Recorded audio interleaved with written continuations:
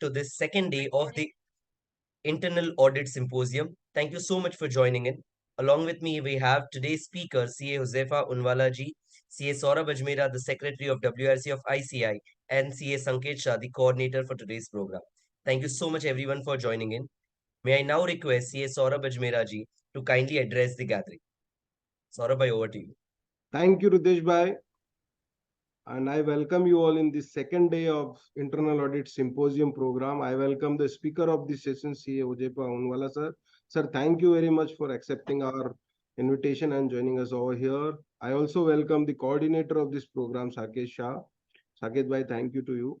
Friends, this year at WRC, we are celebrating the pride of the institute in a different way, and we are taking the learning from the pride at WRC, and where we are saying P stand for to perform. Why we are saying to perform?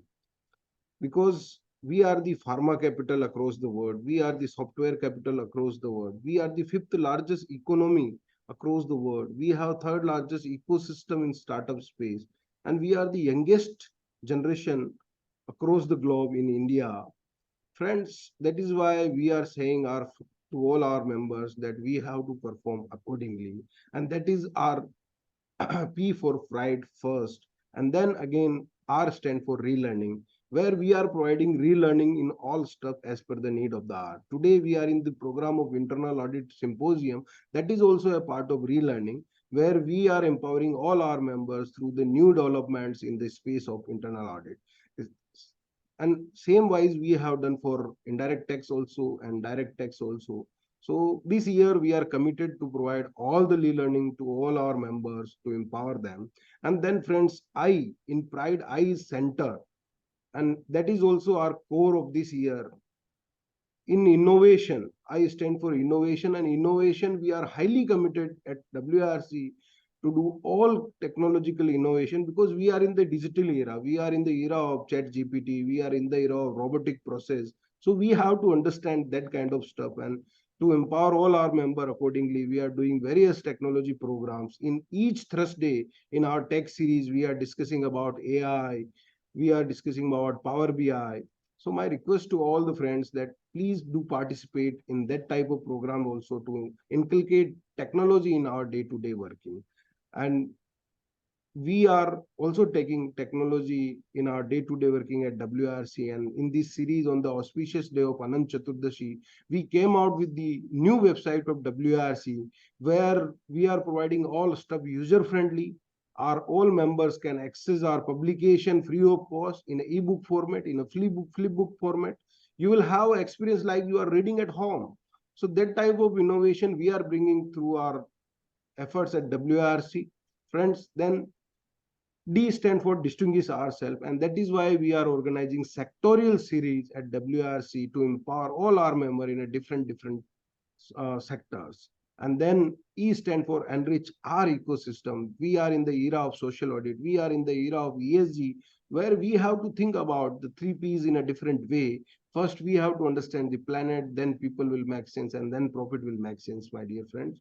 So that is the pride of WRC, as we are in the 75th year as a ICI by this 1st of July, and that is why we are celebrating that pride through knowledge sharing, through innovation, through technology in a different way at WRC. Friends, I like to inform you about three programs which we are hosting at WRC in the near future, and one is related to internal audit only. On 1st and 2nd December, we have National Conference for Internal Audit. So my request to all of you, please do register for the National Conference on Internal Audit on 1st and 2nd December. And friends, we are hosting Capital Market Conference also, National Conference on 27th and 28th October at Yogi Sabhagre. And then friends, in a different way, as we are in the 75th year, this time we are hosting our regional conference to the next level. We are expecting more than 7,000 participants at NESCO. We are organizing on 15 and 16 December. So my request to all the members, do participate in all three big programs and take advantage at most. With this, I once again thank you to Chintan Bhai for organizing such a effective program. In absentia of Chintan Bhai, I like to highlight that he is putting lots of efforts for this program, Internal Audit Symposium. So my compliment to him. With this, I thank Rudesh Bhai, and over to you. Thank you so much, Saurabh bhai, for letting us know all the activities and the upcoming programs. Thank you so much. Talking about our speaker today, Huzeifa Unwala ji, senior partner under supervision and quality review for in GHS and Associates LLP with 25 years of experience. Of course, he's a CA, CISA, implementation of ISO certification, NID, NISM.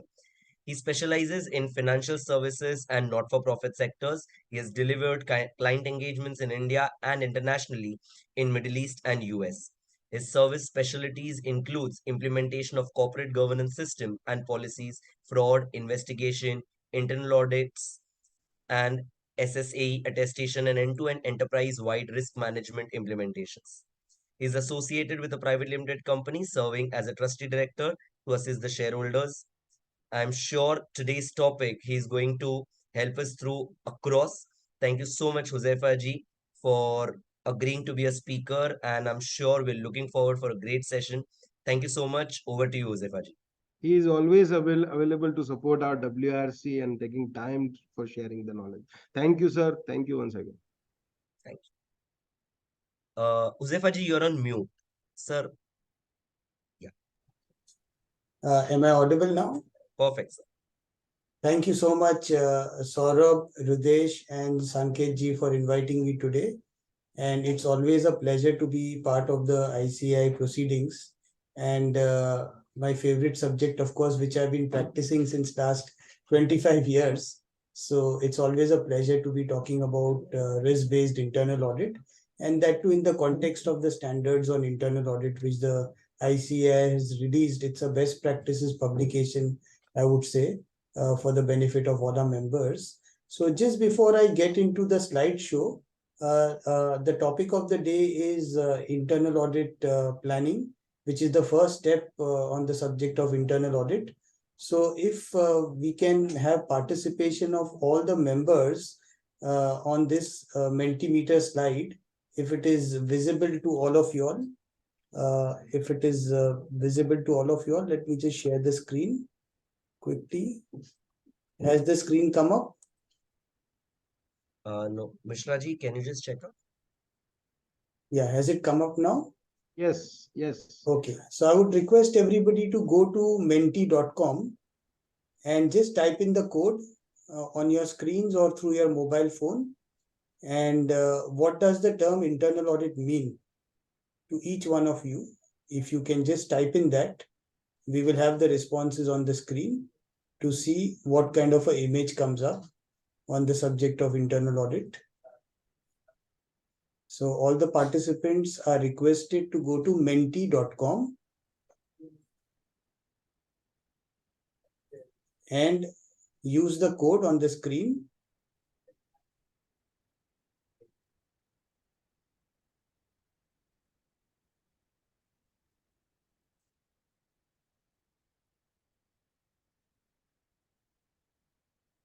Mishra ji, I hope this goes out to all the audiences properly and they are able to type in.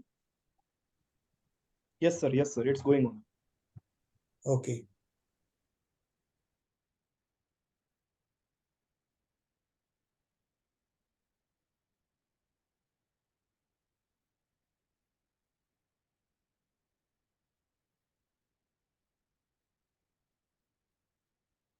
Right, management support function, detail and deep checking of area. Okay. Continuous audit, internal checking and verification of systems. Internal audit is for the internal management, means audit of other processing control checking, function, processing control, management support system, business partner.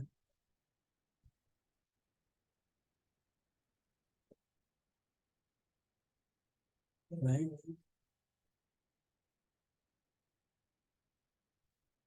Value addition, effective function of organization, company's processes.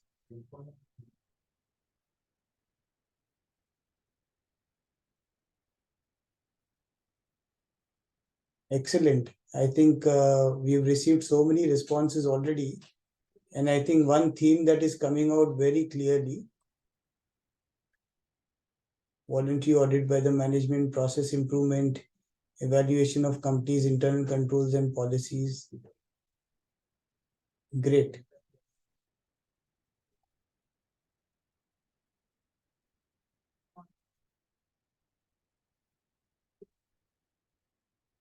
Checking of internal controls. Good. Anything else? 38 responses received. Great. So I think one thing that comes out very clearly from the responses received here is that internal audit is a management function, although someone has mentioned independent assurance, but largely it comes out as a management support function to evaluate the governance, compliance, risk management processes, etc., with value additions, process improvement, shortcoming of internal controls. Excellent. Good. So I'll stop the slide here. I think we have received fantastic feedback from 41 participants here. And I will go back to my slides now.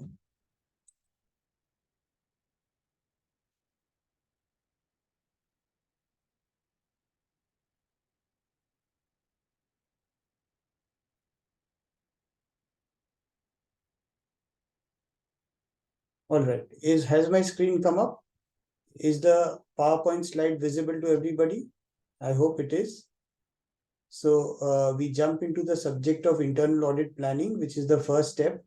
Having got a broad context of what internal auditing means as a subject, where all of you all gave a lot of dimensions, so many dimensions to the term internal audit. Now, if we were to consider the term planning along with the term internal audit, when we join the two terms, what emerges is, as the first step on the subject of internal audit. And planning in general means thinking ahead. So you have a image of a giraffe here with a deliberate intention that with the long neck of giraffe, what the giraffe does is able to see ahead and see far. So the idea of an internal audit plan is nothing but looking ahead and looking far into the distant, which we are not able to visualize or see currently. So our internal audit plan should be prepared with a vision that it stands the test of time through a risk assessment process. So that's the crux of the entire internal audit activity. Now, to get into the nitty-gritties of the internal audit plan and what are the various components, let's set the business context to the entire internal audit planning exercise in light of SIAs. And before we get to that, let's set the business context that internal audit activity has been, for that matter, any audit activity has been completely disrupted in today's day and age. What has happened is that various technology developments, evolution, as well as digital transformation that has taken shape today has completely disrupted the auditing processes. For example, you are sitting in Mumbai, but you would be auditing a company that is operating, say, in the UAE and supplying globally goods or services across the globe. You could be sitting, say in Chennai, ordering over Zomato or ordering over a cloud kitchen. You don't know from which part of Chennai the food is coming and being served to you. You want to make a remittance to a friend or to a relative outside India. You just log on to the internet, start using the remittance system of the bank. You don't know which kind of remittance system the bank has outsourced to which third party, and from where your money is traveling and reaching to your distant relative outside India. So any part of business you look at today is impacted by digital transformation, has been impacted by the evolution of technology. And behind the scenes, behind the curtains, we don't know what kind of technology component is under operation, whether it is cloud computing, whether it is blockchain, whether it is artificial intelligence, it is e-commerce market platforms that run 24 by 7, it is Internet of Things. And to add to it, people are working from home, people are working from anywhere. So whether it is employees, whether it is customers, whether it is entrepreneurs, everybody is part of the global internet village today, and business is happening on the fly. As a result of this, what is happening is that the traditional scope of internal audit, which used to be defined in functions, in departments, stands vitiated, because you don't know where the creditors are operating, you don't know where are the clients operating from, you don't know where the company that you're auditing is operating from. So the traditional physical boundaries have given way to a large global internet village now. So as a result of which, the traditional internal audit scoping document that we used to make, which comprise of typical headings like procure to pay, HR, statutory compliance, etc., stands completely disrupted today. Like any example, that we take, say, take example of Zomato, which is in food delivery, and you will not know the kind of legal compliances that are applicable to Zomato or to Amazons of the world, because there are convenience contracts. The entire contracting system between a client and a corporate is now revolving around convenience contracting. Like the moment you purchase something from a marketplace, you also have the right to return to that marketplace within 7 days, and you will not be charged any kind of a charge for that kind of a free lookup period. And if you are not happy and satisfied, so as a result of this, convenience contracting has taken shape today. So the traditional customer contracting routines between a business entity and the customer stands again disrupted completely. So as technology is evolving step by step, day by day, minute by minute, internal auditors also have to adjust and realign their auditing strategies. Therefore, planning cannot be static. Planning has to be dynamic and has to evolve along with the business progress, along with the technology progress. And the kind of controls that also have to be evaluated and have to be tested. No more can be only those traditional manual tick in the box kind of controls, but has to move towards more digital controls, digital internal controls, more controls around digital signatures, around authority matrices that are embedded in the systems, business rules basis which customer contracting is done, evaluation of the same, evaluation of cyber security, and so forth. So the scope and boundary of internal audit truly stands completely disrupted in today's day and age. Now, what happens to the internal audit planning process as a result of this, where the business is evolving on a daily basis, technology is changing every hour, consumer choices and preferences are changing every minute. Can we go with a traditional concept of having a master internal audit plan for the entire year broken down into various quarters, or a 2-year plan broken down into quarters and then annual rest, or we get into a more dynamic and flexible internal audit planning situation, where we are open to adopting and embracing changes as and when they happen in business.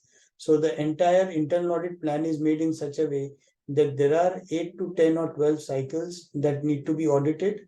And also along with that, there has to be flexibility to embrace and adopt new business developments as and when they are occurring, so that the internal audit is able to keep pace with the changing business needs and is able to deliver an output to satisfy the audit committee and the board of directors.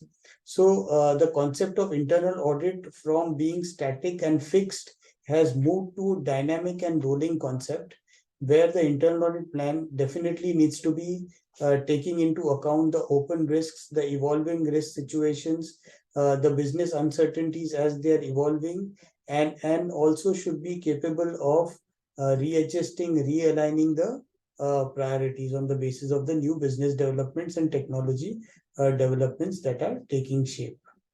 So one quote to end this slide is by failing to prepare, you are preparing to fail.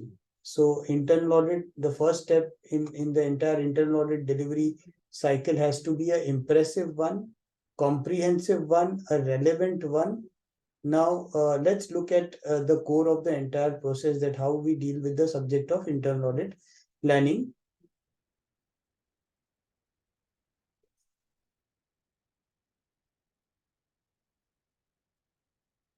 So the key considerations in the planning stage are first and foremost, of course, what are the significant changes in the business environment that are taking shape? So are there any system migrations that are happening? Are there any new laws that have come into being? Like recently, the Parliament has passed the Digital Data Protection Act, which prescribes enormously high amounts of penalties for privacy breaches. So, that is a big change that has come on the horizon and landscape. Are there any changes in the IT environment of the company? Are there any movements in internal controls? Are there any closure of businesses? Are there any commencement of new products, new geographies, new territories? What are the overall financial emerging issues? What are the trends that the entity is looking at? The regulatory changes that are happening impacting the entity, annual exchange of views with the external auditors, IFC team, IT auditors, etc., are all part of the key internal audit planning considerations which the internal auditor should look at while formulating the overall annual internal audit engagement plan, along with looking at the annual broad risk assessment. And of course, while developing the entire internal audit plan, should bear in mind the internal audit delivery strategy. The delivery strategy is going to be a hybrid one, given the fact that now quite a lot of process owners, stakeholders are working from home, working from anywhere. The internal audit team also should be flexible enough to do a hybrid work from home as well as work from office on site, as per the needs of the client. Team and individual members to confirm with the code of conduct, ethic of the client, as well as specific requirements of the client, as well as the ICI standards on internal audit. So these are the key planning considerations that should be kept in mind. Now I'll move on to one flow chart that I prepared for all of you, is looking at the input process and output in the form of a flow chart, while we are looking at developing a overall internal audit planning memorandum, so that we can configure all the required inputs and then process them in a systematic manner to come out with a overall internal audit engagement plan, entity-wide plan. So the first step, of course, here is in terms of looking at the knowledge of client business. That's the most significant input here. So the internal audit team, while doing the overall audit planning, has to have a very good, solid insight into the client business. Client business insights can be developed through exchange of information, such as annual reports, doing site visits of the client, facilities, doing preliminary or high level process walkthroughs to understand the business flows of the client, looking at the past trending information of the client, and getting to the root of the business priorities of the client, which is very important, because without the knowledge of client business, effective risk assessment cannot take shape. So the standard on internal audit clearly prescribes that knowledge of client business is mandatory. So that goes beyond the KYC knowledge. You need to, of course, understand the organization structure, the beneficial ownership, etc., etc. But apart from the legal ownership and the legal entity aspects, more importantly, as an internal auditor, to add value, to be an early warning signal, to play a supporting role as a management, controlling system, the internal auditor has to understand the client business very, very comprehensively and very, very effectively at the planning stage itself. We should not be in the impression that we will do a understanding of the client knowledge while we start the assignment. No, I think before starting the assignment itself, any internal audit assignment, there should be a thorough understanding of the client's business. Second is to detail out the scope with the client. The scope of work and articulation of the scope of work in the form of a engagement letter is very important. And the scope definition is also very important, because this is the crux of the entire engagement. The internal auditor is going to provide assurance and is going to provide ratings on the audit scope. So understanding each and every line item and detailing out rather each and every line item is very important. We cannot have a situation where we have one-liners in the scope of work, like say review of purchase process, review of HR processes, review of statutory compliances. It cannot be that, because the moment it is that, we are going to be trapped into a open-ended, boundaryless situation. Rather, you should define that if it is a purchase process review, what is it that you are going to be reviewing in the purchase process? Is it the purchase orders? Is it the PO/GRN invoice match? Is it the supplier outstanding? Is it the confirmation processes of supplier balances or creditors balances? So what are the various elements should be clearly defined in the scope of work along with the sampling philosophy, so that this is one primary document which will come to the rescue of the internal auditor, what he has done and what he has not done and what is part of the audit scope. Now, having said this, prior to detailing the audit scope, the auditor has to understand the audit universe from which the audit scope will be derived. So, what is the audit universe? Audit universe comprises of all the auditable entities as per the standard on internal audit. It says that all the auditable units. Now, the auditable units can be in the form of a process, a business function, a department. It can be in the form of say a geographical unit like a branch office, or it could be an overseas office. It could be a budget process. It could be a business plan process. So it could be anything that is auditable within the entity. And from the auditable units, then the audit scope is derived. And generally, a risk assessment is also done on the auditable units to find out the priority to be assigned to the auditable unit, whether to be done in Q1, Q2. So if the financial statement closure process is one of the auditable units, now obviously that is the heart of finance and accounts. And sometimes the audit committee may like that, this audit unit be done twice a year, once at the beginning of the year and once at the end of the year. So maybe this gets priority over other auditable units, and it could be a high priority, high risk priority auditable unit. So defining the audit universe and then deriving the scope of audit is the primary step after the knowledge of business in the form of the input to the entire audit planning process. We also need to understand the technology environment. The technology environment comprises of the various technology components that are operating at the company, at the client company. It could be in the form of applications, business applications, e-commerce applications, HR applications. It could be in the form of networking devices such as firewalls, routers.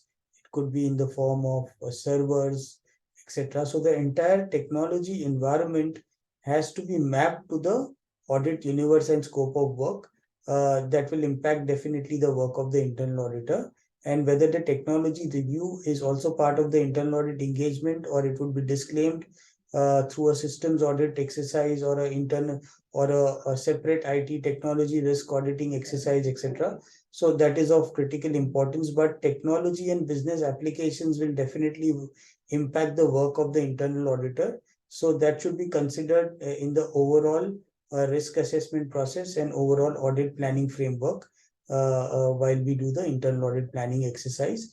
The internal audit planning exercise generally is done at the beginning of the financial year. So, like say for example, for the year 24-25, the internal audit planning exercise would start somewhere in January of 23 and would culminate by March of 23 with the approval of the audit committee.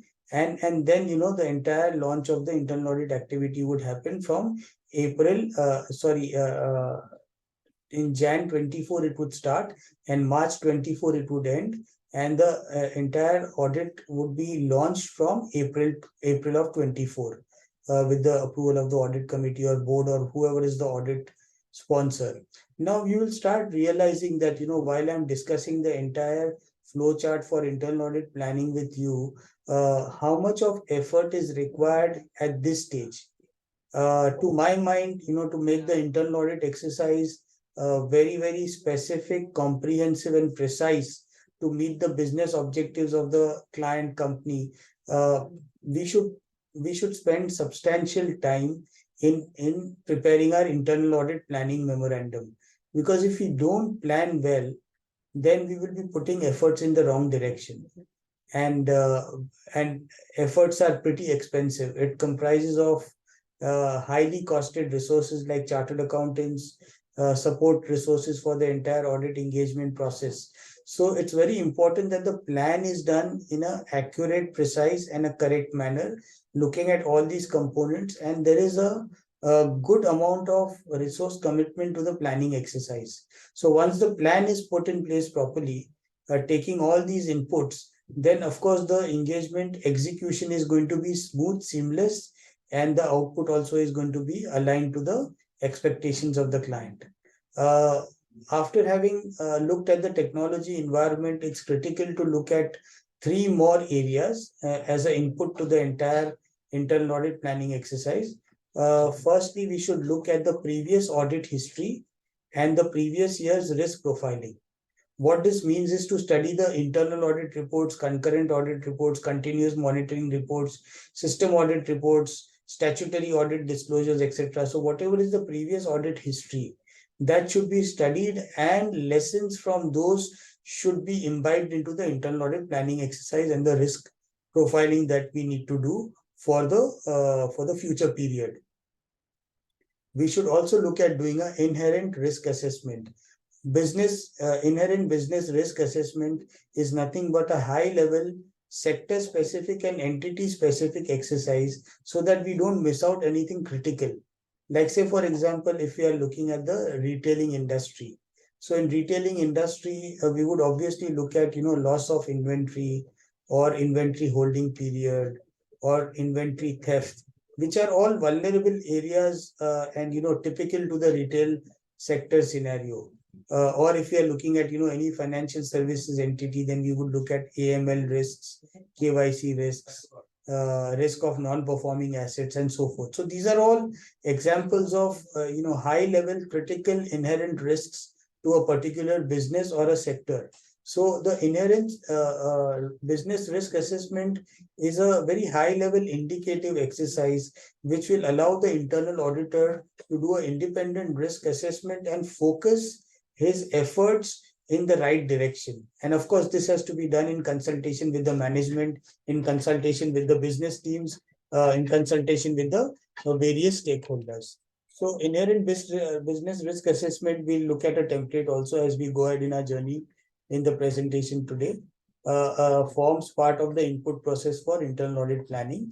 And the last one is consideration of fraud risks. So if there are any fraud histories that have happened in the past, or any specific published fraud risks that we can take help from, through open source searching, etc. We should try to create fraud risk indicators. Also, there is a standard on internal audit SIA 11, which specifically talks about considerations of fraud in internal audit process. So that also we will look at that. But at the internal audit planning stage itself, all these 6 areas: knowledge of client business, deriving audit universe from the knowledge of client business, from there getting into the audit scope, looking at technology environment, looking at previous audit history, doing the inherent business risk assessment, consideration of fraud risks, they all percolate down to the entire internal audit process in terms of overall guideline to be followed. And from there, the internal auditor can finalize his independent annual risk assessment metrics, which is a risk and control metrics. This metrics will become the foundation for launching of the entire internal audit exercise in future. Now, after having done this metrics, taking all these insights and inputs at the planning stage, the auditor also has to look at two other important critical areas. One is the materiality assessment at an entity level, and second is the sampling plan. So the internal auditor also has to look at the financial figures and the financial figures in the form of trial balances, in the form of the balance sheet P&L items, and do a quantitative and qualitative assessment of these figures to see which are the critical significant accounting balances which would impact the work of the internal auditor. So it could be inventory, it could be debtors, it could be accounts payable, it could be any other critical ledger, it could be fixed assets, etc. So what could be the materiality thresholds that are being followed by the company as well as by the statutory auditors, and what needs to be adopted by the internal auditor also has to be aligned. So the sampling philosophy has to come out of the entire materiality assessment metrics. So all these processes put together will form the foundation for creating a comprehensive and a relevant internal audit, overall internal audit and engagement plan. So this plan would be the annual plan prepared by the internal auditor, and then this plan would be used as a foundation and baseline to do a rolling risk assessment to check if the business needs that are dynamic, as I explained to you earlier, need any kind of reconfiguration, need any kind of changes to the overall engagement plan. But a plan made in this manner would be comprehensive, relevant, and could be presented to the board and to the audit committee or to the audit sponsors to adopt the entire approach for internal audit. Now, when we are looking at the entire internal audit planning process, there are a lot of areas that we could consider, but to focus on three critical aspects to narrow down the focus from a critical thinking perspective. What happens is that business as usual scenarios, internal auditors get lost in their scope and quarters in quarterly exercises. But the element of critical thinking through data analysis, risk assessment, and involving a problem-solving approach takes a backseat. So while at the planning stage itself, the internal auditor could engage into a qualitative conversation with the CFO's office, with the audit stakeholders to identify key financial accounting problems the internal auditor could deep dive into to provide potential solutions to the client. This is very, very important because once the planning document is done on the basis of critical thinking, risk analysis, and taking a problem solving approach, one of the elements that came out at the beginning of the exercise of what internal audit is that there were a lot of suggestions from participants that mentioned that it is a management support system, it is a system to value add to the organization. So how does an internal auditor actually value add? That is possible at the planning stage itself. If the focus and direction is correct and the conversations are indeed moving towards a problem solving approach factored at the planning stage itself, then the entire exercise will yield effective results. So what is the measurement that could come out of the entire internal audit exercise, whether it is efficiency improvement, whether it is the recent problems that need to be evaluated, brainstormed and solved, are something that can be configured at the planning stage itself. Second is having a qualitative discussion with the CFO's office to identify the current risk hotspots and any past events or incidences such as a fraud or any operational miss out that has impacted the financial statement, or any critical business process has been impacted, could be a point of conversation at the planning stage itself with the CFO's office or any other stakeholder, so that necessary configurations can be made in the internal audit planning stage itself. Third one is to bring in focus on the efficiency element. So the internal auditor could look at what are the various turnaround times in the business processes, and how soon a particular process needs to be closed out. Say deliveries of goods and services to the clients. So the internal auditor could focus on the entire uh, turnaround time mechanism to see whether effectively the deliveries have happened within the turnaround time framework, or exceptions have been remediated within the TAD framework of the organization. So business processes could be questioned, and appropriate results uh, could be felt and could be experienced by the client in terms of a value delivering process by the internal auditor. So at the internal audit planning stage itself, if these three elements can be brought in, the element of critical thinking through data analysis, risk assessment, and problem solving approach, identification of current risk hotspots, immediate past events and incidences that have led to losses, misouts, and there could be a lot of poor quality related misouts. There could be focus on discounting to check if there is any revenue foregone. There could be customer returns, there could be customer complaints, there could be so many such areas that could come in the operational miss out domain, which the internal auditor could focus. And also, lastly, from an efficiency process improvement perspective, if internal benchmarks on turnaround times could be measured by the internal auditor. So these are only examples where, at the planning stage itself, the internal auditor could focus the time and attention of the resources that are going to be executing the internal audit engagement. Any questions from any participants? Any clarification so far that anybody is seeking?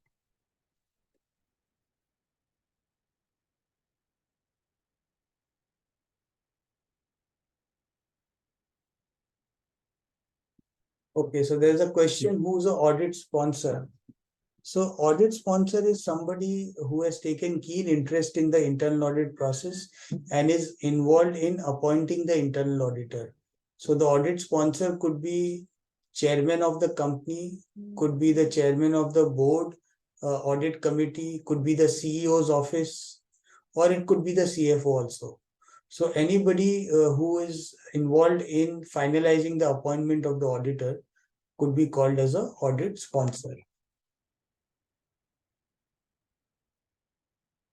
Let me just run one survey across to all of you. Just hold on.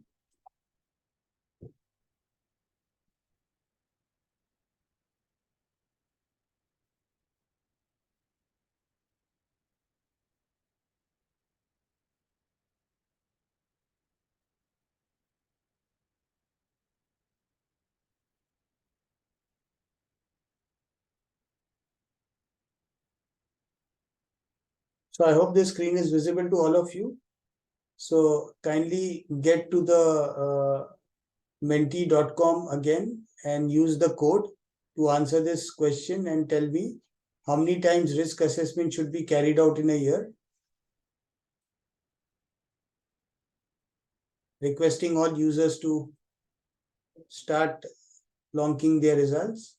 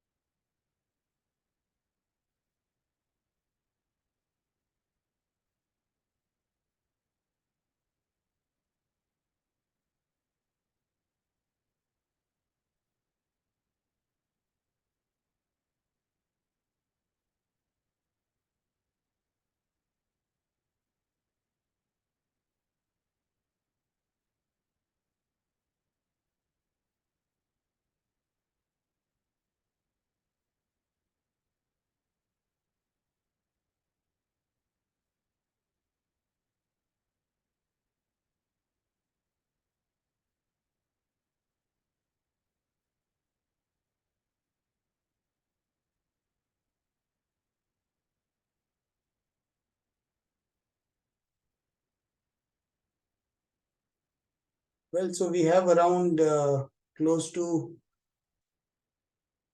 40-50 responses already, and I think the majority goes to as per assurance needs.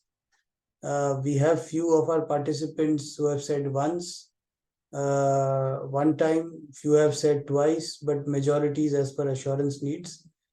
On a lighter side, I would say that how many ever times the client will pay for it, we should do a risk assessment exercise for the client, isn't it? But having said that, I think business is dynamic. So as I've been explaining to you at the beginning of the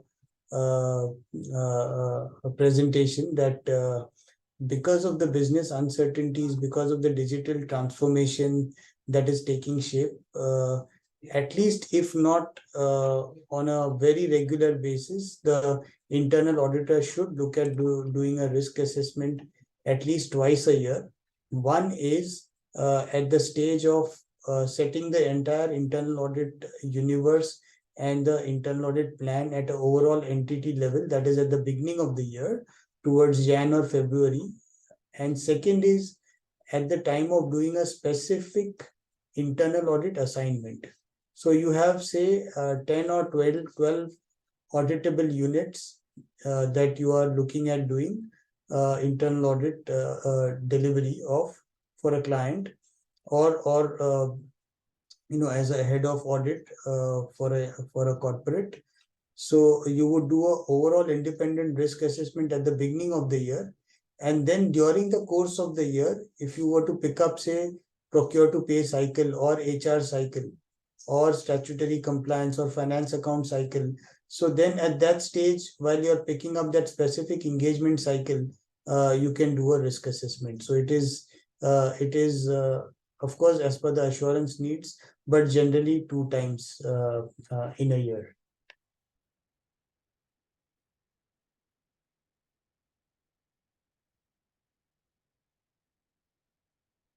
I'll go back to my slides again. Just give me a minute.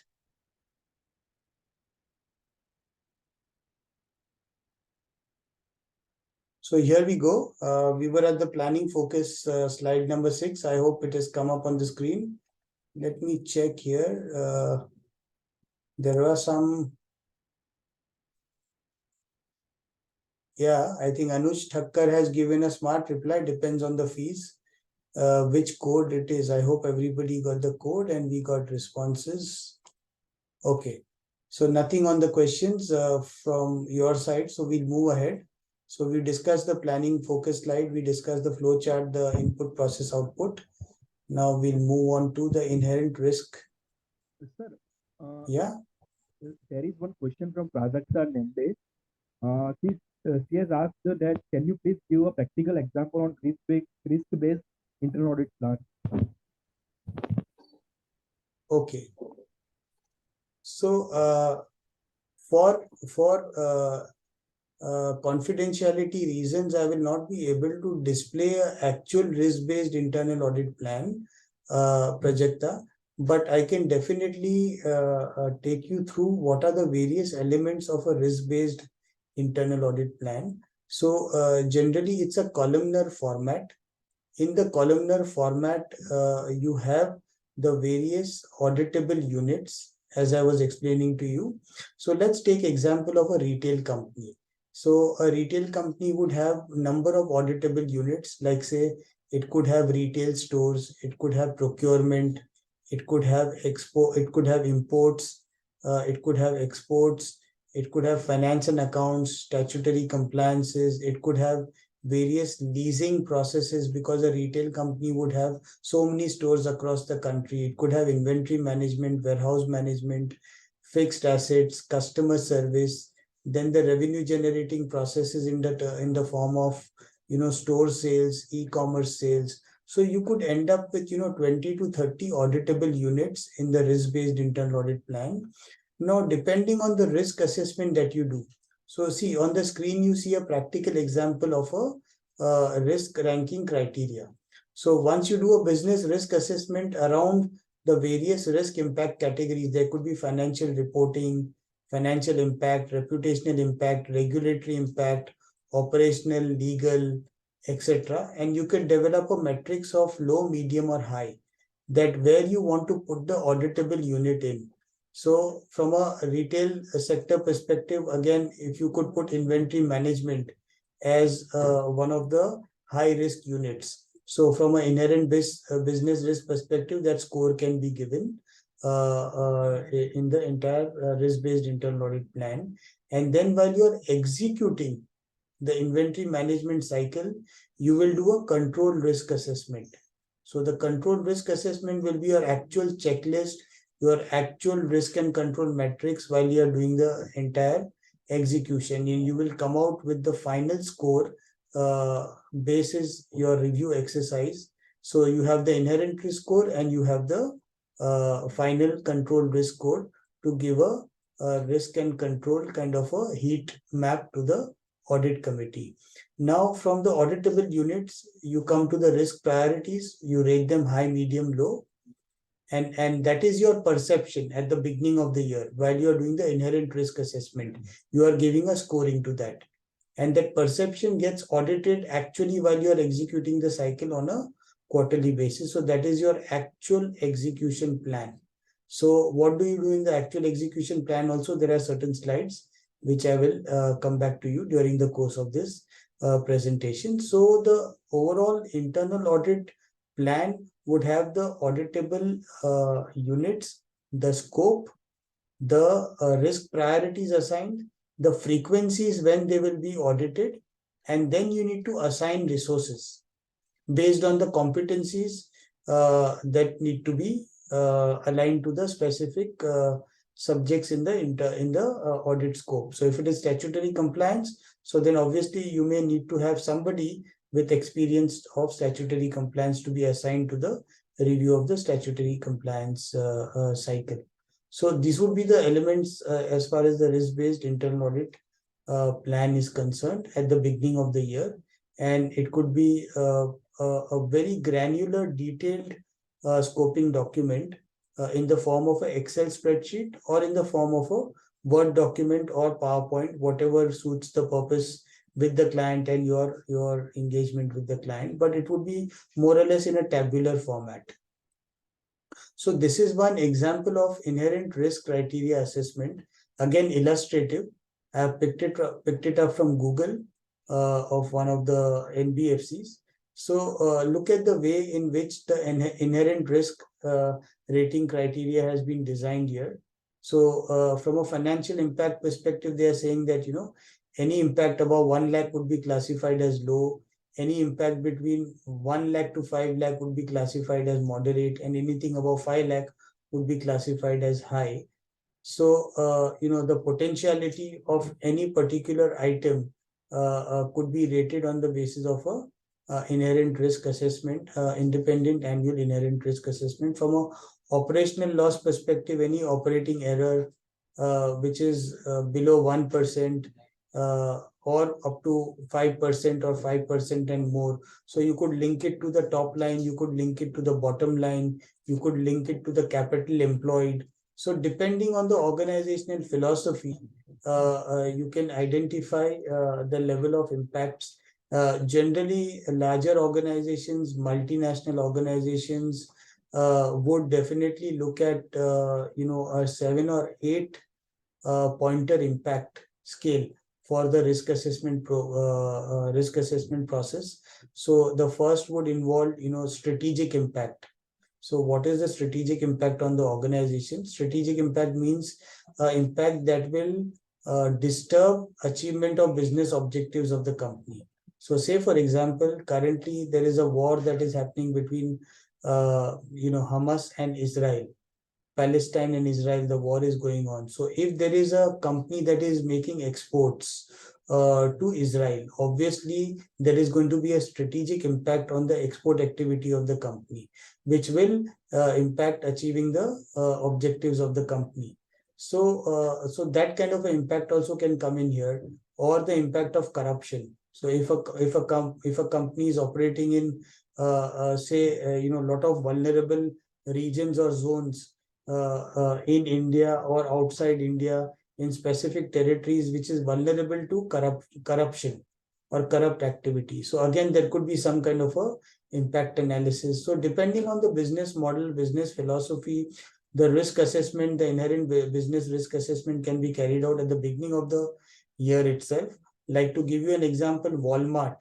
Walmart, we all have heard, does a strategic risk assessment at the beginning of the year, primarily focusing on the corruption risk, focusing on the risk of child labor.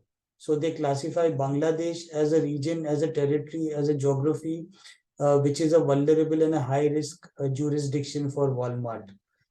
Because there are potentialities of children labor being employed, for activities of Walmart and so forth. So depending on the organizational philosophy, the risk impact analysis scale criteria can be formulated at the beginning of the year, and then they can be tested during the course of the year.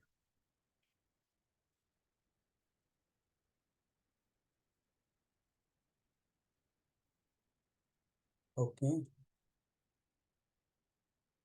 Now, in the planning focus area, we noted a word called risk analysis, critical thinking, data analysis. So this is a small snapshot.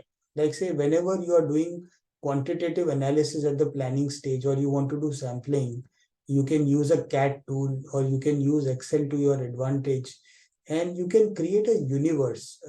You can create a dump from the ERP system or from the tally system. You can capture the entire quantitative ledger universe, and do a proper smart analysis on that. So you can do a bottom-up analysis, a top-down analysis, average values.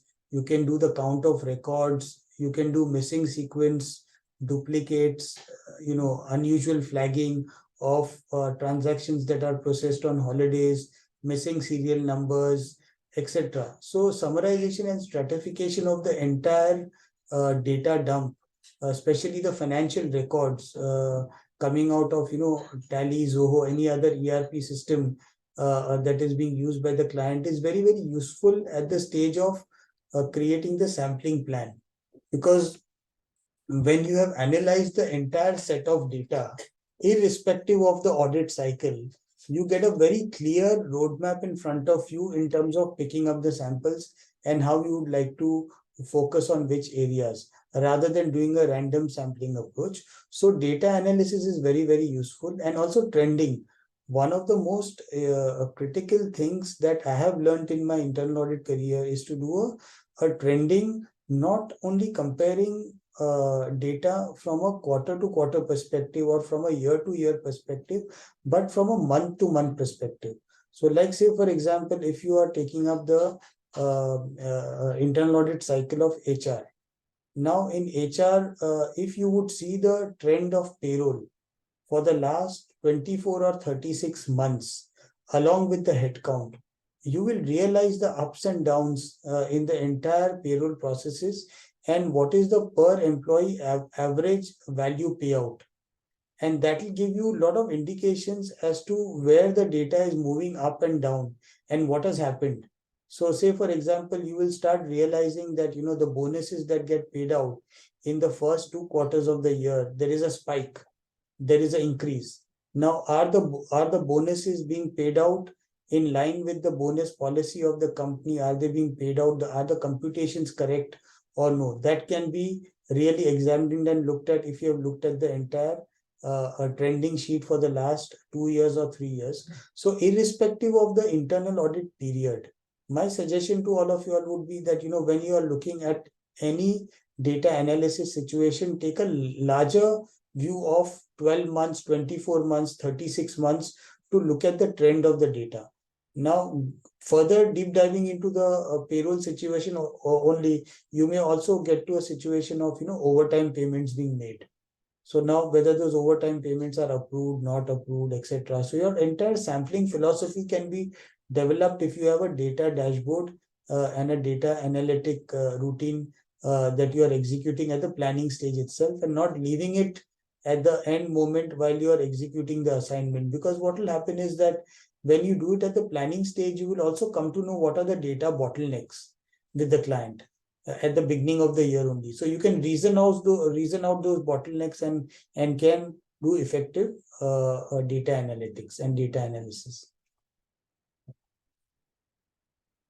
So now let's look at certain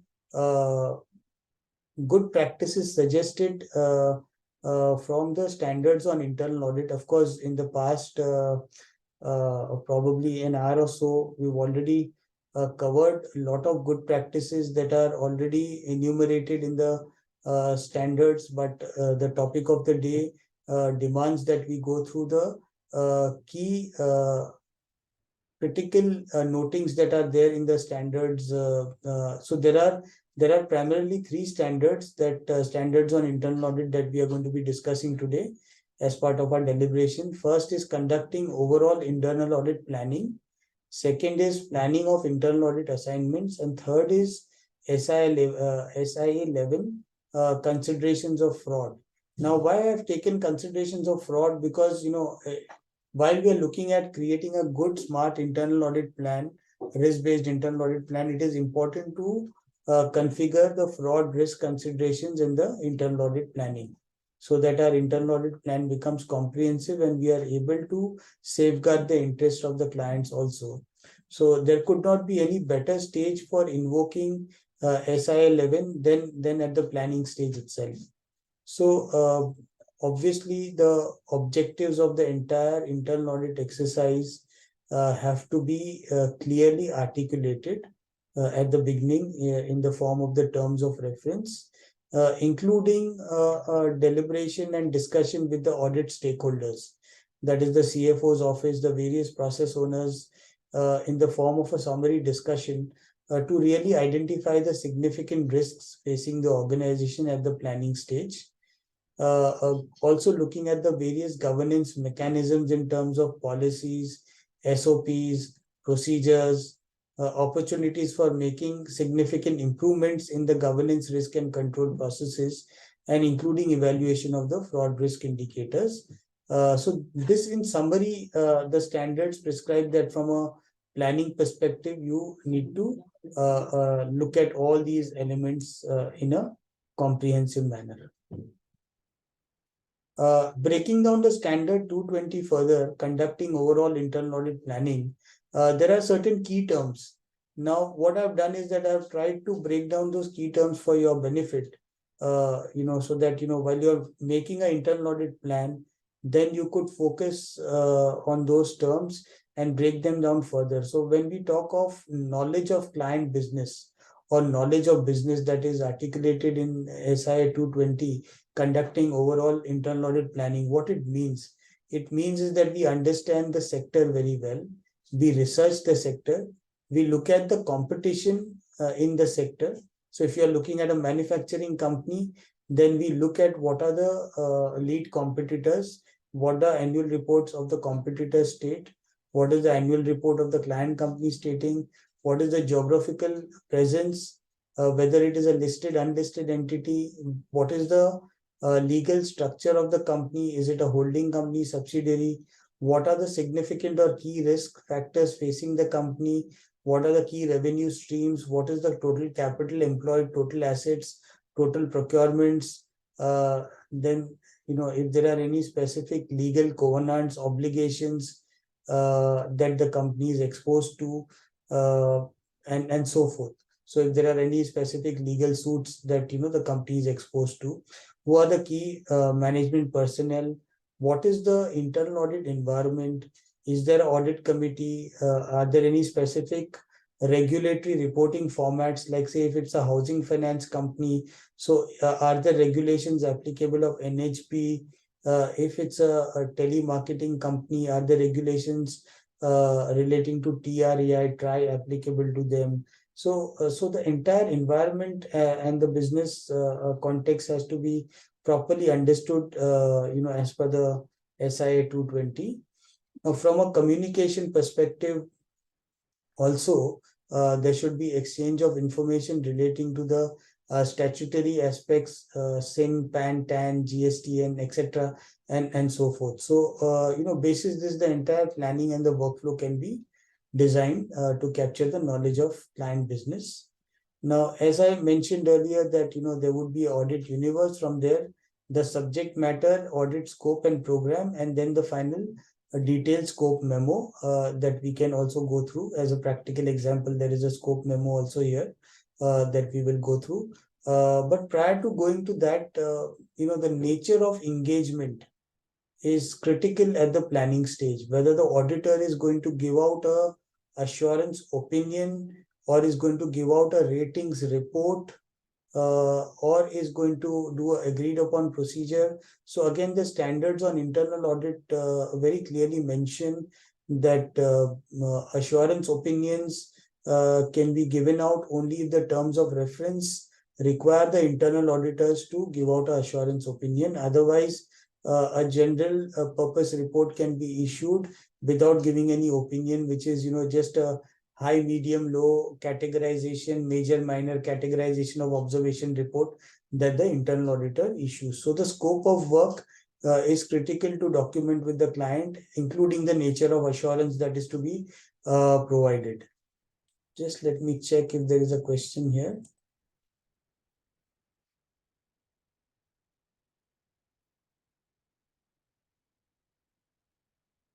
Okay, so there is a question here that what is a Mayur is asking that what is a scope memo.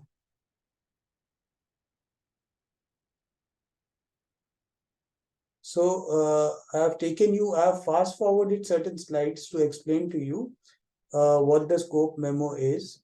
So we heard earlier on the internal audit planning memo or memorandum, and I showed you the flow chart and the input, process, and output elements. Now you should also document what is a scope memo. See, one is the written scope which the client will give you, right? That is a very high level scope. But we as internal auditors should also do a documentation of our scope very, very minutely in a very detailed manner. And to the extent possible, we should have a sign off from the client on our scope memo. Because as I mentioned earlier, the client will write very high level statements in the scope, that you review our HR processes and systems, you review our procure to pay processes, you review our finance and accounts, or you review our statutory compliance. Now, what does statutory compliance mean? Statutory compliance means so many things to different people. So statutory compliance, as per the SIAs, there are two types of statutory compliance. One is which is directly applicable to the business, and one which is indirectly applicable to the business. Like say, for example, if we take example of a manufacturing company. So for a manufacturing company, a directly applicable statutory compliance would be, say, the environment laws, the pollution laws in the country. So if the factory is generating water pollution or noise pollution or air pollution, so it is in violation of the various legal norms set by the government of India. So which is a directly applicable compliance obligation on the factory or the manufacturing facility or the unit. And maybe something which is not so directly applicable to the manufacturing unit would be, say, KYC compliance of a supplier, or the GDPR Act, if one of the suppliers is from the European Union.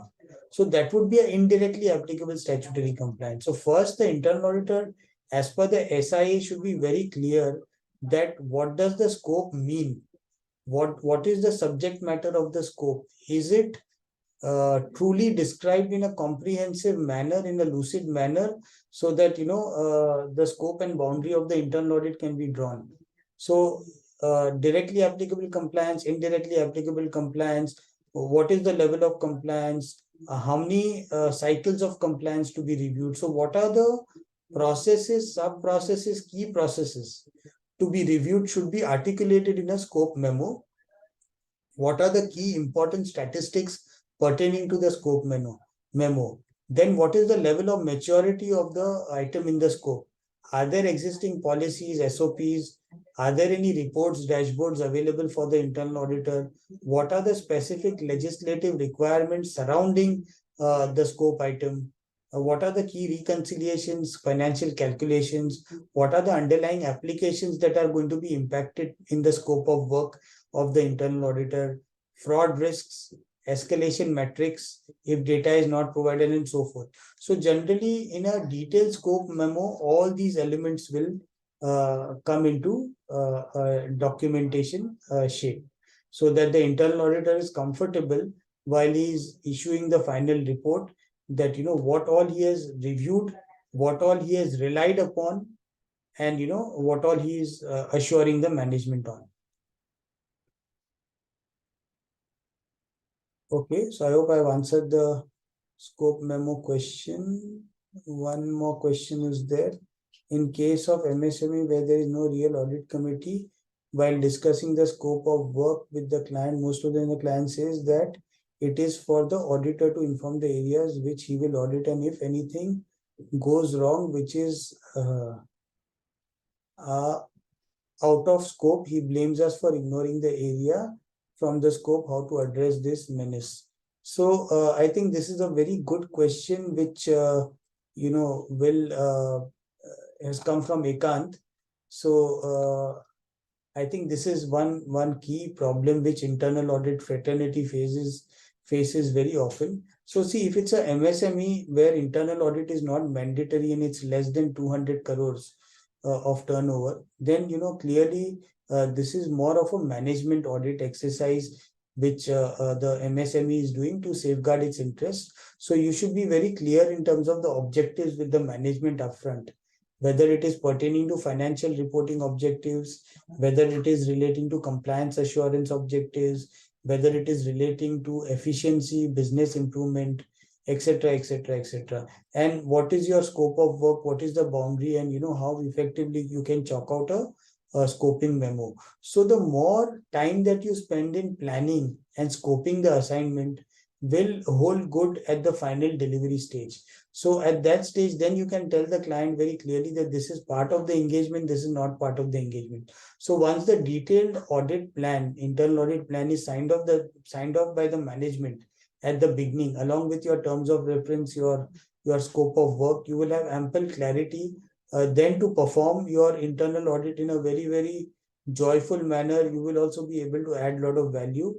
And also do bear in mind that probably MSME clients generally are not willing to pay very high level of fees, which is a business reality. So maybe it's quite possible that if it's management audit where internal audit is not mandatorily applicable, you don't kind of suggest to the client that you will do the entire universe, but you may take up only 1 or 2 cycles in the year, say finance, accounts, and statutory compliances, and then add value in that by doing a deep diving approach. So, you're not kind of spreading yourself too thin in doing number of business cycles, just focusing on 1 or 2 critical cycles in the first year, demonstrating the value add that you can give in a very thorough and detailed manner, and then looking at the larger things, once the client is settled down, comfortable, ready to pay you more, and, look at the entire internal audit thing in a more productive and a more, I would say, embracing manner. Because I completely relate to you that we find this kind of a funny situation where MSMEs don't realize how much value internal auditors can add, and sometimes are just doing it for the sake of complying with either some kind of a customer demands, requirements, or the statutory auditor wanting to rely on an internal auditor's report. But as I said, that be very, very careful in any internal audit report, whether you are issuing a assurance opinion or a general purpose report. So my suggestion to all of you would be that to the extent possible, don't issue any assurance opinions unless there is any specific requirement of the board or the audit committee. Go for general purpose audit reports, and more so which will value add to the client and are closer to the client objectives and priorities.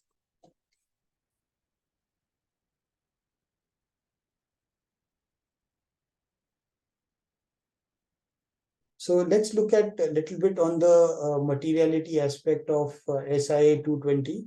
So the qualitative aspects and the quantitative aspects both. So doing the slicing and dicing of the trial balance data, looking at making scenarios.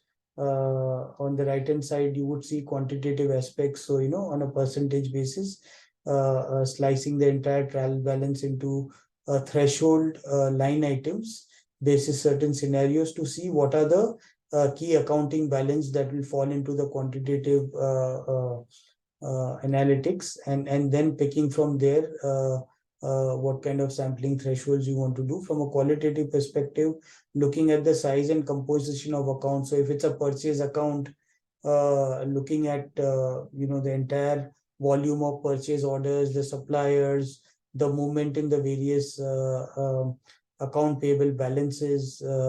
If it's a cash account, again spread across the various locations of the company. So the susceptibility to fraud in case of inventory, complexity and volume involved, nature of the account and disclosure, and several other exposure to losses if it's a foreign currency balance, and vulnerable to fluctuations. So depending on the various qualitative and quantitative aspects, coming out with a materiality sampling plan, and filtering it to the last mile sampling.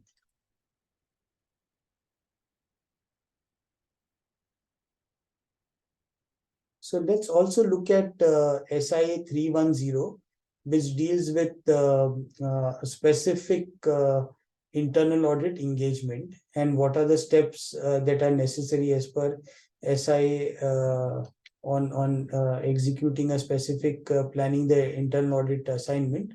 So these are broadly the flow of items and categories that one could look at.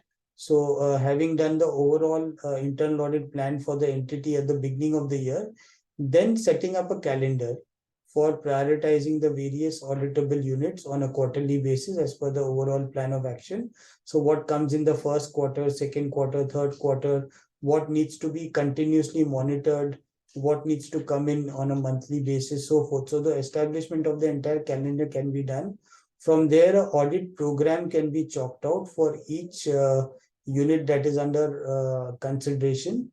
From there, preparation of the risk and control metrics or the audit checklist, preparing of the information requirement tracker. From there, also looking at the various control line items to be tested, the fraud risk assessments specific to that particular audit unit. So if it is the HR process, for example, a fraud risk indicator could be ghost employees.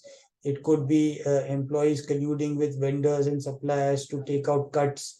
So depending on the fraud risk indicator that you would like to build in, my suggestion here again, in the light of SI 11 considerations of fraud, it is critical for us to document what are the fraud risk indicators that we have looked at as part of the internal audit engagement. So for each business cycle that you do, at least try to identify 3 or 4 fraud risk indicators and test them and document those results. You may come across a fraud or you may not come across.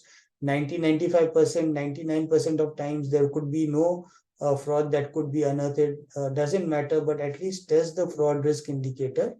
Apply analytical procedures, do trending, do data analytics. One example was already shown to you in the previous slides. Look at sampling the data, and then of course launch the audit execution, review, tollgate review of status, and from the partner, the audit head, etc., doing a management review, management discussions, and finally issuance of the draft audit report. Here also, my suggestion is that issue a draft Excel report first, in which the audit observations or audit queries can be discussed, can be sorted out with the client, and then put it in the draft audit report format, and then subsequently in the final audit report format. Try to see a situation where you don't have too much of variance between the draft audit report issued and the final audit report issued. So this is the overall cycle from a 310 perspective of internal audit planning that you would like to look at. Scope memo has been discussed. Coming back to 220, the overall internal audit planning, there is a mandatory requirement and it has been elucidated in 220 also.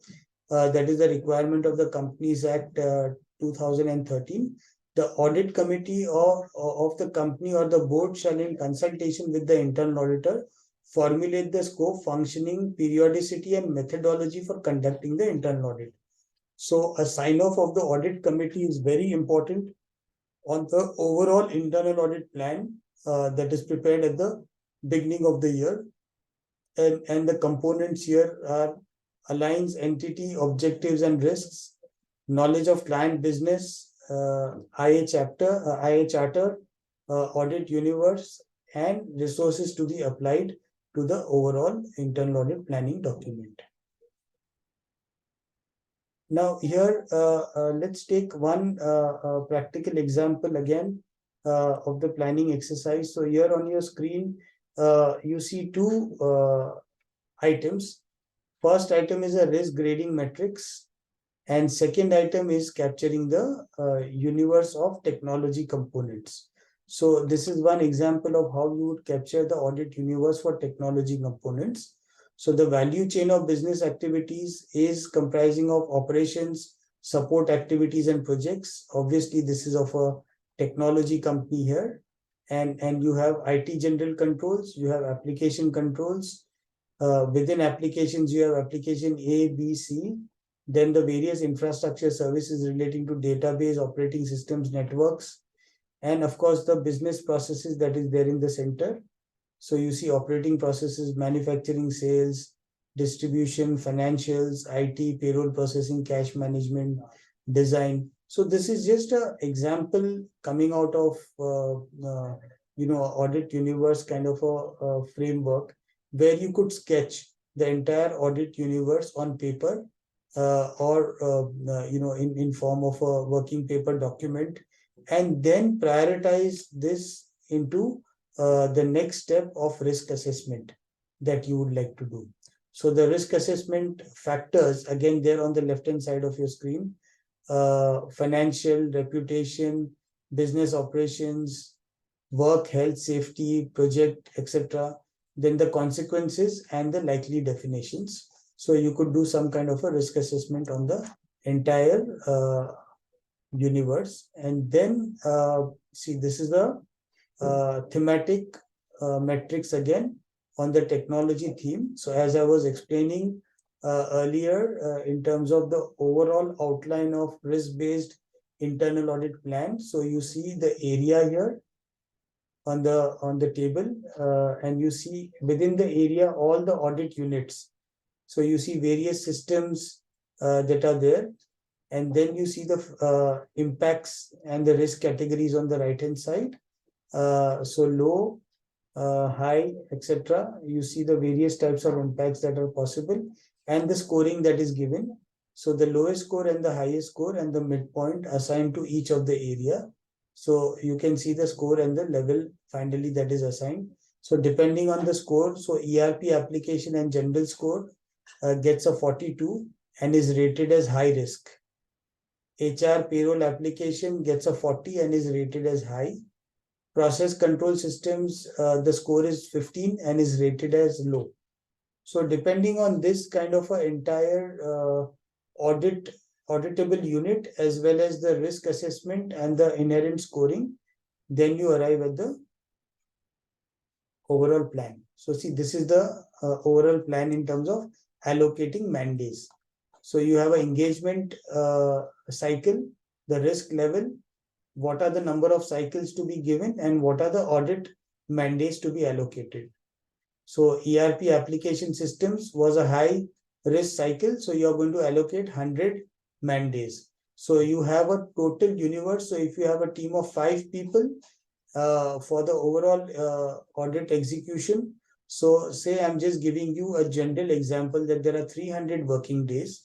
So 5 multiplied by 300 is 1,500 working man-days you have as an inventory, and that inventory will be assigned to all the high, moderate, and low risk auditable units. So how you are going to allocate and how you are going to assign. So this is the last step that you have assigned basis the inherent risk assessment that you have done and the scoring you have done, and your audit plan is complete and is final in terms of allocation of the various mandates to each of the auditable risk items.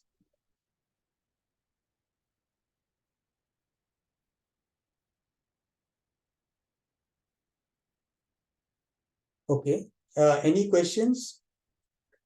We can go for one more quiz round.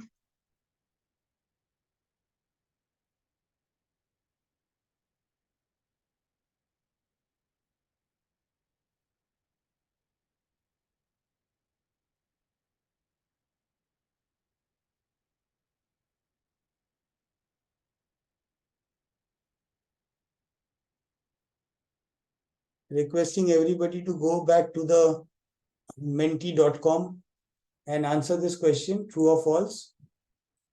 SIA 220 deals with audit plan of an IA engagement. True or false?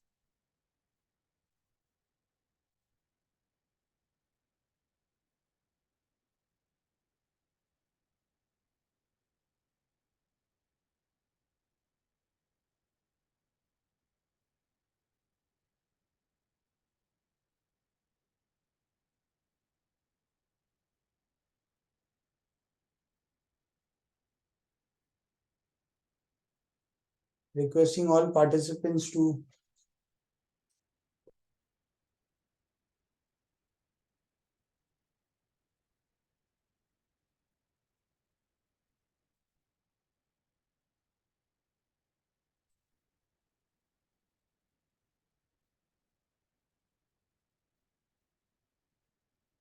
SIA 220 deals with audit plan of an IA engagement.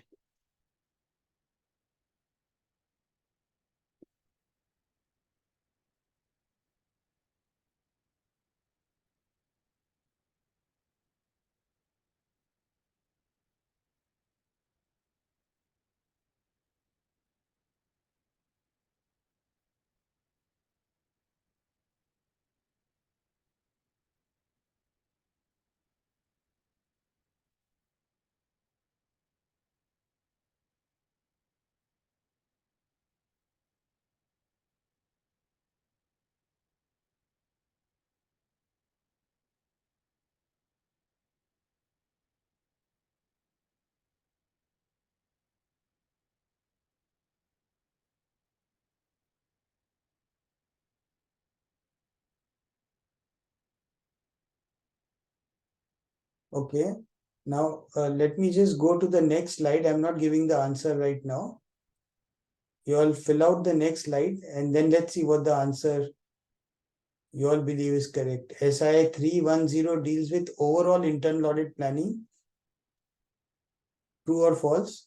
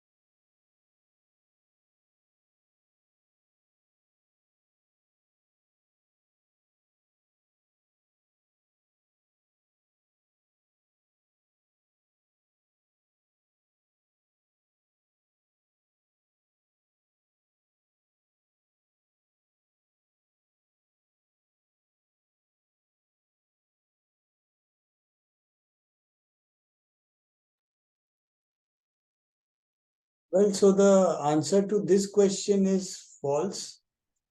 SI 310 does not deal with overall internal audit planning. It deals with a specific internal audit assignment, which is taken up on a quarterly basis or on an audit mission mode basis. So it does not deal with overall internal audit planning. SIA 220 deals with the overall internal audit planning. So the right answer to this question was false. And again, here, the 4 people who replied this as false are correct. SIA 220 deals with audit plan of an IA engagement is incorrect. SIA 220 deals with the overall internal audit planning for the year. At the beginning of the year, the internal audit planning that is done is dealt with in SIA 220, whereas in SIA 310, specific assignment related internal audit planning is dealt with.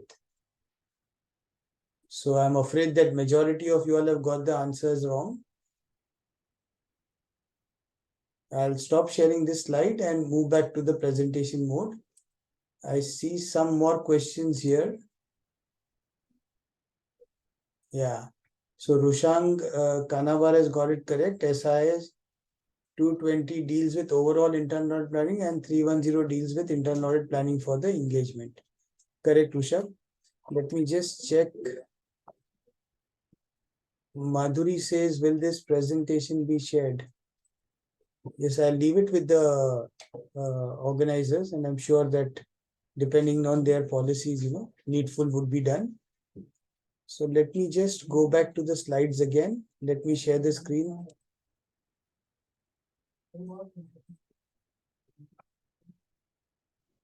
Okay, so we discussed 220 and we discussed 310. Let's look at 11, SI 11 considerations of fraud in internal audit quickly. So SI 11 considerations of fraud in internal audit again is a standard that I believe should be used by internal auditors at the internal audit planning stage itself. So there are 2-3 critical elements here which the internal auditors can quickly, have a survey of. First is the control activities, policies, and procedures that are formulated by the management in the context of fraud risk management. So organizations do have entity level controls like whistleblower policies and code of conduct, code of ethics, etc., which are relevant in fraud risk management. So existence of that should be evaluated at the planning stage. So if such controls related to fraud prevention and detection are available, then the internal auditor can consider it as part of the planning process and configure the review of those documents, those policies, and those practices to look at fraud risk management controls. So that is one clear planning indicator provided in SI 11. Also, internal auditors as per SI 11 are duty bound to look at fraud risk indicators and document fraud risk indicators as part of the entire internal audit delivery process. Now, your terms of reference may elaborately mention it or may not mention it, but the SIA makes it relevant and mandatory for the internal audit team to look at the fraud risk indicators.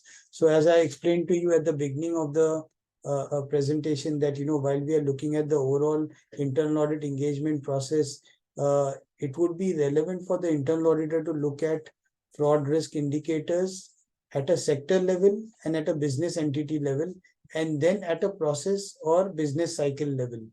So to look at it in a filtered approach, at the highest level, what are the fraud risk indicators that the industry or the sector is facing? Maybe the top 2 or 3 such fraud risk indicators. So as we discussed that, if we take example of the retail industry, it could be inventory related theft, it could be pilferage, and so forth. So these are at a high level, which are affecting the sector or impacting the sector from a fraud risk perspective. Then specific to that entity. So specific to that entity could be, the loyalty programs or the gift voucher programs or any specific customer related aspects that could be considered from a fraud risk perspective. And last is from a process perspective, so looking at HR, procurement, various business cycles, and what are the various fraud risk indicators that are available in the that are applicable to the specific business cycles could be looked at. So to make our life simpler while we do a fraud risk assessment, we can look at this map published by the Association of Certified Fraud Examiners. So this gives a department-wise breakup of likely fraud schemes and which department is most vulnerable to. So there are various departments like operations, accounting, then there are executive management, sales, customer service, administrative support, purchasing, finance, and so forth. And then there are various types of fraud schemes. So you look at the yellows, you look at the red graded circle here. So I've highlighted corruption, which is one of the real fraud risk situations that we face day in, day out. So if you look at purchasing, the corruption risk is standing at 82%. If you look at executive higher management, the corruption risk is standing at 65%. So maybe you could pick out specific fraud risk scenarios or situations using this metric, and which will support you in terms of creating the overall fraud risk indicator framework.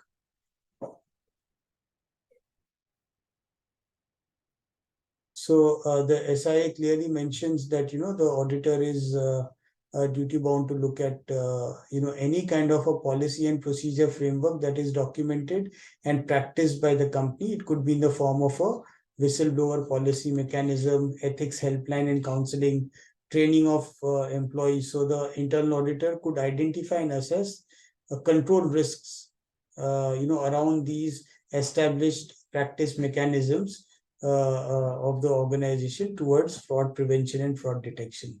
So this in a nutshell is about SIA 11. Now coming towards the end of the presentation, I would say that as an internal auditor, we always have a choice.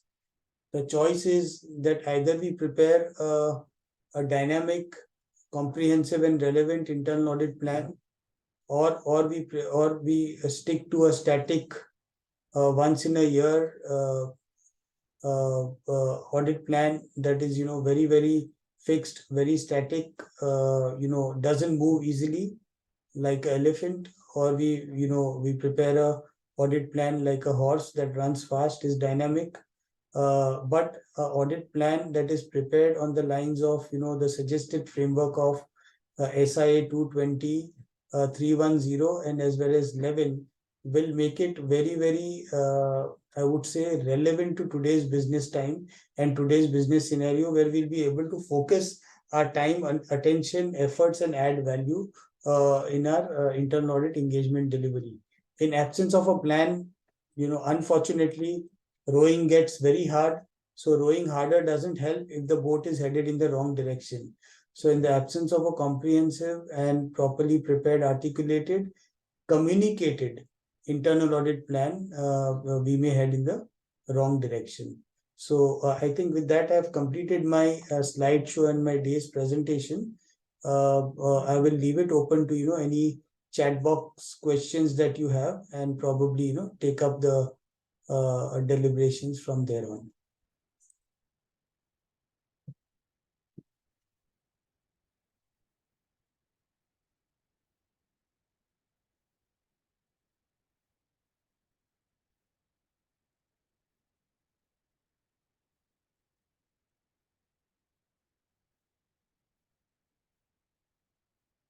So if participants have got any questions, happy to take them.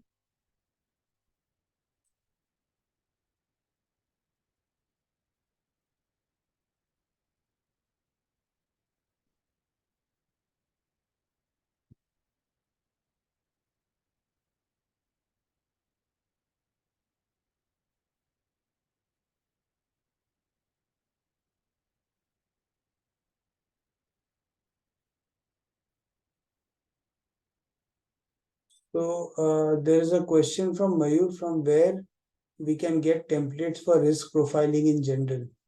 So see, you will get lot of templates, Mayur, from Google.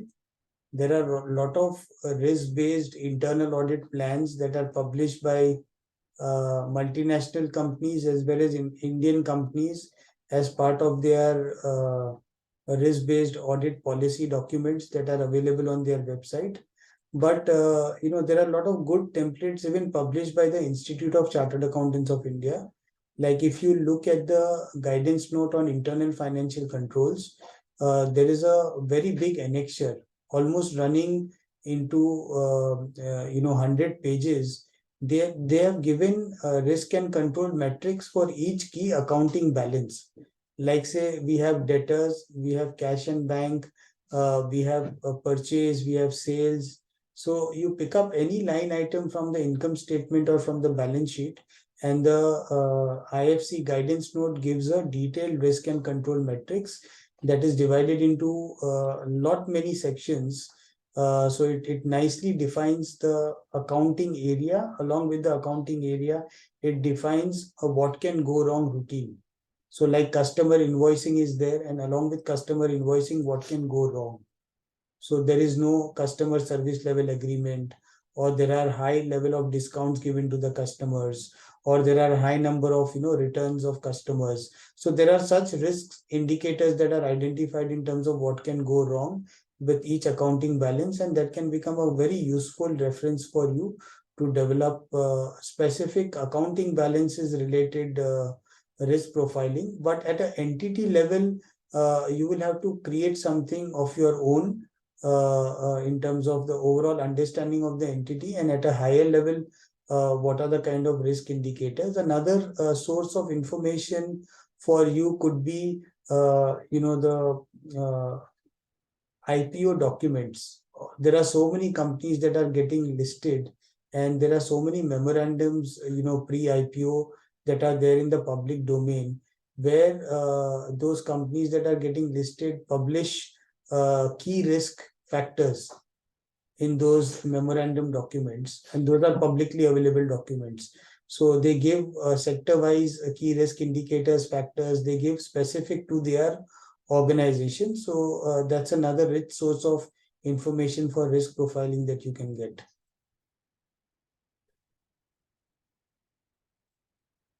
The guidance note is on internal financial controls over financial reporting. ICOFR guidance note issued by the Institute of Chartered Accountants of India. I think, Rushang, you have a question?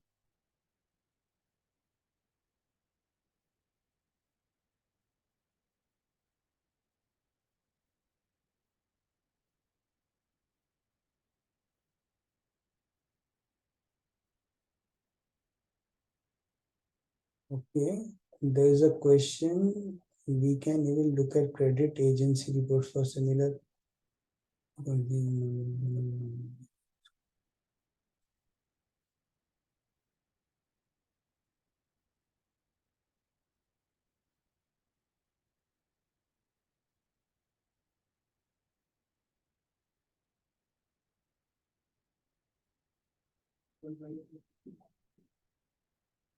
Specific for the manpower.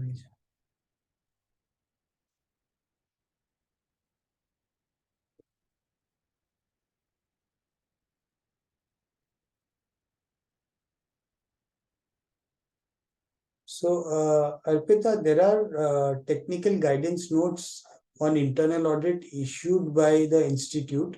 So there are technical guidance notes for infrastructure companies, for real estate companies.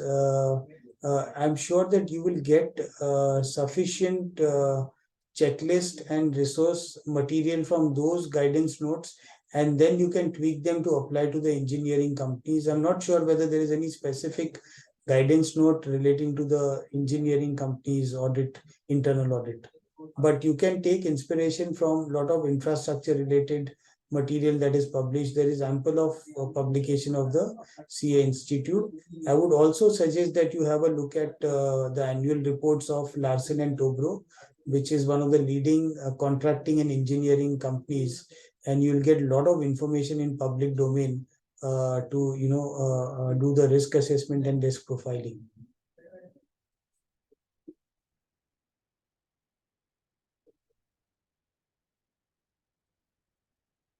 So I think I have answered most of the questions. Nothing else. So with the permission of the organizers, then we will close the session today. Is someone there from the organizing team? Yes, sir. It was a very nice session. Yes, sir. All right, Sanket. Yeah. 1 minute. I think they have muted. They have stopped my video. Organizer. Okay. Yeah. I'm not able to see that. Okay. Yeah. And 1 minute. Let me connect.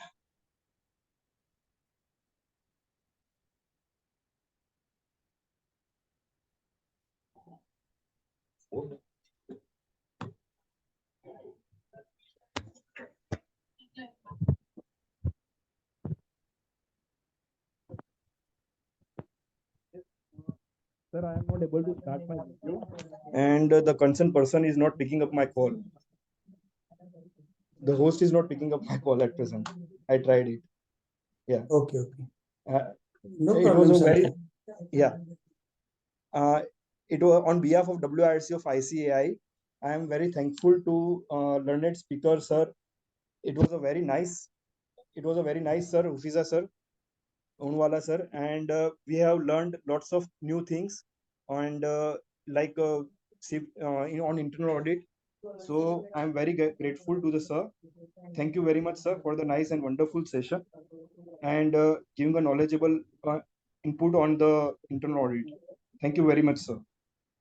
No, you're most welcome, Sanket, and I thank Chintan Bhai and Saurabh, yourself, Sanket, and everybody else for having invited me today. And I found this session very interactive, and the questions raised by all the participants were also very good. So thank you so much, and I will try and share the presentation, and in turn, if you can share it with all of them. Yeah, sure, sir. You can share us on our email ID, and we will share to the participants itself. All the participants. Yeah. Thank you. Bye, everybody. Thank you. Bye, sir. Yeah. Thank you very much, sir.